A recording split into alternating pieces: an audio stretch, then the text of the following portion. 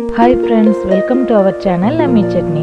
இன்னைக்கு ஃபெஸ்டிவல் ஃப்ரைடேல நம்ம பார்க்க போறது தீபாவளி ஸ்பெஷல் ஸ்வீட் அதிரசம். அதிரசம் சரியான பதத்திலையும் இது மாதிரி அழகான கலர்லயும் வர்றதுக்கான சில டிப்ஸையும் இந்த வீடியோல பார்க்கலாம். சுவையான இந்த அதிரசத்தை சாஃப்ட்டா எப்படி செய்யறதுன்றதை ஸ்டெப் பை ஸ்டெப்பா டீடைலா இந்த வீடியோல பார்க்கலாம் வாங்க.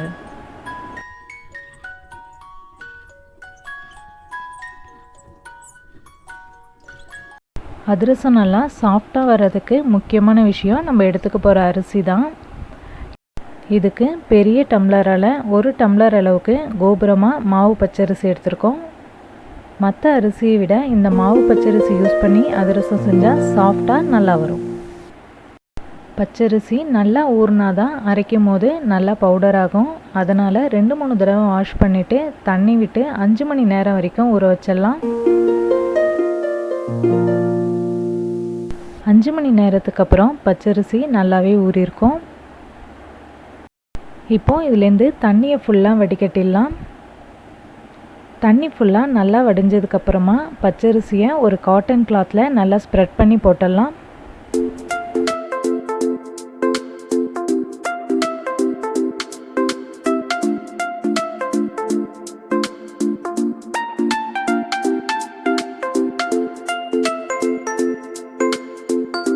இந்த பச்சரிசி நிழல்லையே ஒரு 10 நிமிஷம் இருக்கட்டும். அதிரசத்துக்கு பச்சரிசியை ஃபுல்லாக காய வைக்க தேவையில்ல. கையால் இது மாதிரி எடுத்து பிடிக்கும் போது கையில் ஒட்டணும். அந்த அளவுக்கு ஈரப்பதம் இருந்தால் நல்லாயிருக்கும். இதுலேருந்து பாதி அரிசி மட்டும் ஃபஸ்ட்டு பவுடர் பண்ணிக்கலாம். அரிசியை நம்ம 5 மணி நேரம் ஊற வச்சுருக்கிறதுனால நல்லாவே நைஸாக பவுடர் ஆகிடும். நைஸாக பவுடர் பண்ண இந்த பச்சரிசியை ரவை சலிக்கிற சல்லடையில் சேர்த்து நல்லா சலித்து எடுத்துக்கலாம். அதிரசத்துக்கு மாவு ரொம்ப நைஸாக இருக்க தேவையில்ல. அதனால் இது மாதிரி ரவை சலிக்கிற சல்லடையில் மாவு சலித்து செஞ்சோன்னா தான் அதிரசம் சரியான பதத்தில் கிடைக்கும். மாவு ஃபுல்லாக சலித்ததும் சரியாக பவுடர் ஆகாத அரிசி மீதி இருக்கும். அதை மறுபடியும் மிக்ஸி ஜாரில் சேர்த்து மீதி இருக்கிற அரிசியவும் சேர்த்து நல்லா பவுடர் பண்ணி எடுத்துக்கலாம்.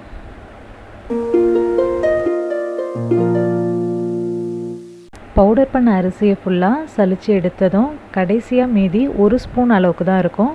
இதை நம்ம இட்லி தோசை ஊற வைக்கும் போது சேர்த்து ஊற வச்சு அரைச்சிக்கலாம். அதிரசம் இது மாதிரி பர்ஃபெக்டான கலரில் கிடைக்கிறதுக்கு நம்ம சரியான வெல்லம் யூஸ் பண்ணணும். இது மாதிரி டார்க் கலரில் கிடைக்கிற வெல்லம் யூஸ் பண்ண வேணாம். இது மாதிரி லைட் கலரில் கிடைக்கிற பாகு வெல்லம் யூஸ் பண்ணிக்கலாம். இந்த வெல்லத்தை பவுடர் பண்ணி தான் 3/4 டம்ளர் அளவுக்கு எடுத்திருக்கோம். 1 டம்ளர் பச்சரிசி எடுத்திருந்தோம். அதுக்கு 3/4 டம்ளர் அளவுக்கு வெல்லம் எடுத்தோன்னா சரியாக இருக்கும். இப்போ இதை பாகு காய்ச்சிக்கலாம். எடுத்து வச்சுருந்த வெல்லத்தை பாத்திரத்தில் சேர்த்துட்டு 3/4 டம்ளர் அளவுக்கு தண்ணி சேர்த்துக்கலாம். ஃப்ளேமை சிம்மில் வச்சு வெல்லத்தை நல்லா கரைச்சிக்கலாம். வெல்லம் ஃபுல்லாக கரைஞ்சதும் வெல்லத்தில் இருக்கிற மண் தூசிலாம் வராமல் இருக்கிறதுக்காக ஃபில்ட்ரு பண்ணி எடுத்துக்கலாம். ஃபில்ட்ரு பண்ண வெல்லத்தை வேற ஒரு பாத்திரத்தில் மாற்றி பாகு காய்ச்சி எடுத்துக்கலாம். வெல்லம் கொஞ்சம் நேரம் கொதித்ததும் அதிரசத்துக்கு பாகு எந்த பதத்தில் இருக்கணுன்றதை பார்த்துக்கலாம். பிளேட்டில் இருக்கிற தண்ணியில் பாகு சேர்க்கும் போது பாகு கரையாமல் இருக்கணும். அதுதான் சரியான பதம். இது கரைஞ்சிடுச்சு.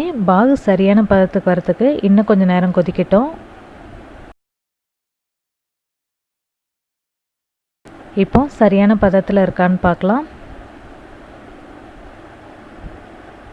தண்ணியில் இருக்கிற பாகு கையால் எடுக்க வரணும். பாகு பதம் ஜெல்லி மாதிரி பிசின் மாதிரி இருக்கணும். இதுதான் சரியான பதம்.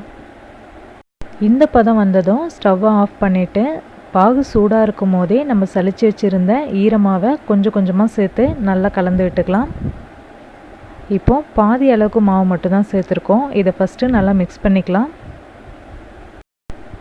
மாவை கட்டி இல்லாமல் நல்லா கலந்து விட்டுடலாம். இப்போது மீதி இருக்கிற எல்லா மாவையும் சேர்த்து நல்லா மிக்ஸ் பண்ணிக்கலாம்.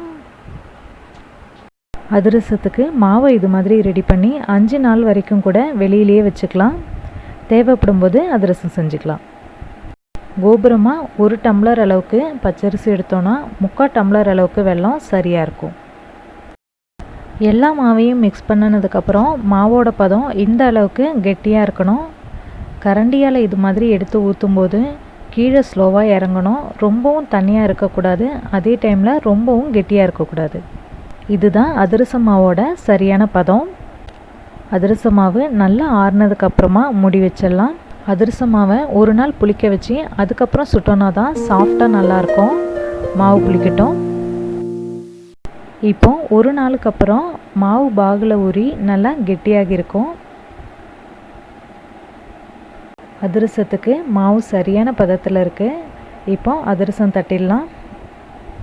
அதிரசம் கொஞ்சம் பெருசாக இருந்தால் நல்லாயிருக்கும். அதனால் மாவு நிறைய எடுத்து ரவுண்டாக தட்டிக்கலாம். மாவு கையில் ஒட்டாமல் இருக்கிறதுக்காக கையில் கொஞ்சமாக ஆயில் அப்ளை பண்ணிவிட்டு அதிரசத்தை கொஞ்சம் திக்காகவும் ரவுண்டாகவும் தட்டிக்கலாம். இது மாதிரி பிளாஸ்டிக் கவரில் தட்டினோன்னா எடுக்கிறதுக்கு ஈஸியாக வரும். கவர்லேருந்து அதிரசத்தை எடுத்து மிதமான சூட்டில் இருக்கிற எண்ணெயில் பொறுமையாக போட்டுடலாம். ஃப்ளேமை ஹையில் வைக்காமல் மீடியமில் வச்சு அதிரசத்தை சுட்டுக்கலாம். அப்போ தான் உள்ளாரையும் நல்லா வெந்து வரும். அதிரசம் கொஞ்ச நேரத்துலேயே மேலே நல்லா உப்பி வரும். அப்போது எண்ணெயை இது மாதிரி மேலே தெளித்து விட்டு திருப்பி விட்டுடலாம். இப்போ பாருங்கள், அதிரசம் 2 சைடும் ஈவனான கலரில் சூப்பராக வந்திருக்கு. இது மாதிரி கொதி அடங்கினதுக்கப்புறமா எடுத்துடலாம். அதிரசத்தில் எண்ணெய் நிறையா இருக்கும், அதனால் மேலே ஒரு கரண்டி வச்சு நல்லா அழுத்தி விட்டுடலாம். இது மாதிரி கரண்டி வச்சு அழுத்தி எடுக்கிறது உங்களுக்கு டஃப்பாக இருந்ததுன்னா ஒரு பிளேட்டில் அதிரசத்தை வச்சுட்டு ஒரு டம்ளராலேயோ இல்லைனா ஒரு சின்ன பிளேட்டாலேயோ வச்சு அழுத்தினோன்னா எண்ணெய்லாம் வந்துடும்.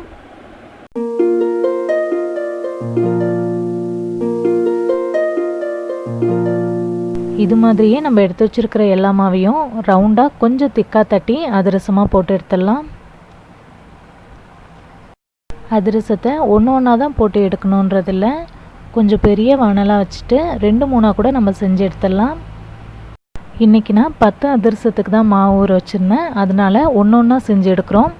இது மாதிரியே எல்லா அதிரசத்தையும் போட்டு எடுத்தாச்சு. இப்போ நமக்கு சுவையான அதிரசம் அழகான கலரில் கிடச்சிருக்கு. கோபுரமாக நம்ம எடுத்துட்டேன். 1 டம்ளர் அரிசிக்கு 10 அதிரசம் வந்திருக்கு. இப்போது அதிரசம் எப்படி வந்திருக்குன்னு பார்க்கலாம். அதிரசம் செஞ்ச அன்றைக்கே புட்டு பார்த்தோன்னா மேலே நல்லா மொறுமொறுன்னு தான் இருக்கும். அதிரசம்லாம் செஞ்ச அன்றைக்கே சாப்பிட்றத விட அடுத்த நாள் சாப்பிட்டோன்னா தான் சாஃப்டாக நல்லாயிருக்கும். அடுத்த நாள் அதிரசத்தை புட்டு பார்த்தோன்னா இது மாதிரி சாஃப்டாக நல்லாயிருக்கும்.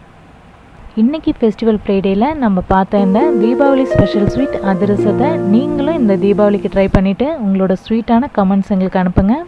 இந்த வீடியோ உங்களுக்கு பிடிச்சிருந்ததுன்னா அம்மி சட்னி சேனலை சப்ஸ்கிரைப் பண்ணுங்கள், வீடியோவை லைக் பண்ணுங்கள், ஷேர் பண்ணுங்கள். தேங்க்யூ.